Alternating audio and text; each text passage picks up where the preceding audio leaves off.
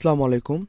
আজকে আমরা ষষ্ঠ শ্রেণীর গণিত বইয়ের অনুশীলনী 1.2 এর 5 নম্বর সমস্যা, 6 নম্বর সমস্যা এবং 7 নম্বর সমস্যা, এই তিনটি সমস্যার সমাধান করব। 5 নম্বর বলা আছে 5 অঙ্কের ক্ষুদ্রতম সংখ্যা নির্ণয় করো যা 3 দ্বারা বিভাজ্য। 6 নম্বরে বলা আছে 7 অঙ্কের বৃহত্তম সংখ্যা নির্ণয় করো যা 6 দ্বারা বিভাজ্য। 7 নম্বর বলা আছে 3, 0, 5, 2, 7 অঙ্কগুলো দ্বারা গঠিত বৃহত্তম সংখ্যা 4 এবং 5 দ্বারা বিভাজ্য কিনা তা নির্ণয় করো। আমরা এখন এই তিনটি সমস্যার সমাধান করব। চলো সমস্যার সমাধান করা যাক। 1 নম্বর 5 অঙ্কের ক্ষুদ্রতম সংখ্যা নির্ণয় করো যা 3 দ্বারা বিভাজ্য। তাহলে 5 অঙ্কের ক্ষুদ্রতম সংখ্যা 1, 4টা শূন্য, তাহলে 5টি অঙ্ক হয়ে গেল। ক্ষুদ্রতম মানে 1 শূন্য দিয়ে হিসাব করা হয়, আর বৃহত্তম মানে 9। বলছি একটি সংখ্যা 3 দ্বারা বিভাজ্য হবে যদি অঙ্কগুলোর যোগফল 3 দ্বারা বিভাজ্য হয়। তাহলে এই যে 5 অঙ্কের ক্ষুদ্রতম সংখ্যা, আমরা এটা যদি যোগ করি আমাদের যোগফল কি আসবে? 1। 1 কিন্তু 3 দিয়ে ভাগ যাবে না, তাহলে এটাকে বলতেছি আমরা কি 3 দ্বারা বিভাজ্য যাবে না। তাহলে 3 দ্বারা বিভাজ্য হওয়ার জন্য 1 যোগ 2 3 যোগ করতে হবে। অতএব সংখ্যাটি হবে কি 1 0 0 0 2। তাহলে কি হবে? এই সংখ্যাটি 3 দ্বারা বিভাজ্য হবে। কারণ এই যে 3 দ্বারা বিভাজ্য হবে কিনা আমরা কীভাবে বুঝবো? প্রত্যেকটি অঙ্ক আমরা যোগ করব। যোগ করার পরে যোগফলকে যদি 3 দ্বারা ভাগ যায় তাহলে সম্পূর্ণ সংখ্যাটি 3 দিয়ে ভাগ যাবে।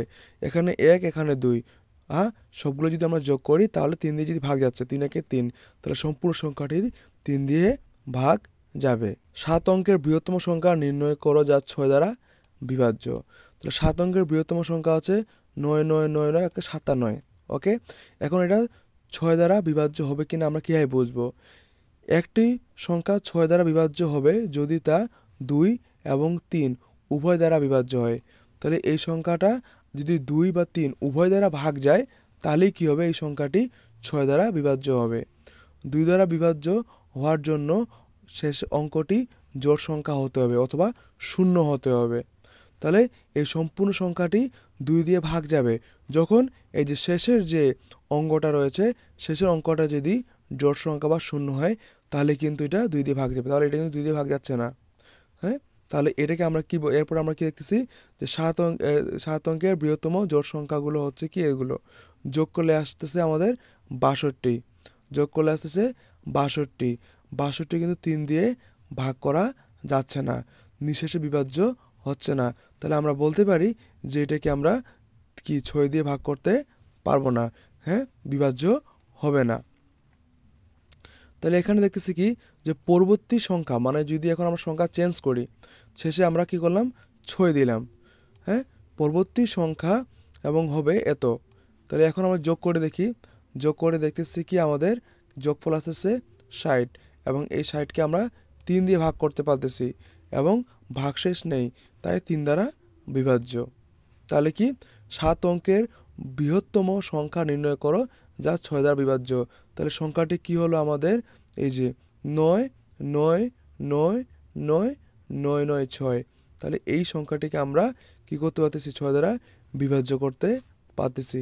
তাহলে উত্তর হচ্ছে এটা। এরপর কি দেওয়া সংখ্যাগুলো 3 0 5 2 7, এই সংখ্যাগুলো দ্বারা গঠিত বৃহত্তম সংখ্যাটি হলো 7 5 3 2 0।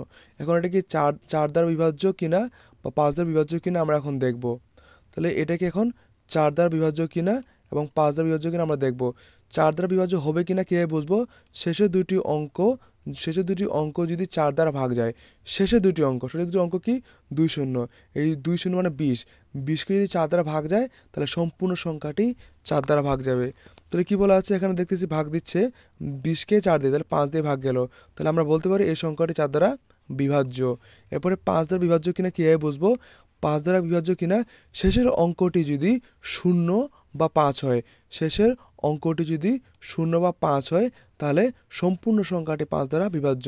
তাহলে এটাকে 4 দ্বারাও বিভাজ্য গেল, 5 দ্বারাও বিভাজ্য গেল। তাহলে আমরা বলতে পারি উত্তর যে এই সংখ্যাটি কি 75,320 সংখ্যাটি 4 এবং 5 উভয় দ্বারা বিভাজ্য। তো এটাই ছিল আজকের ভিডিও। আশা করি ভিডিও তোমাদের অনেক উপকারে আসবে।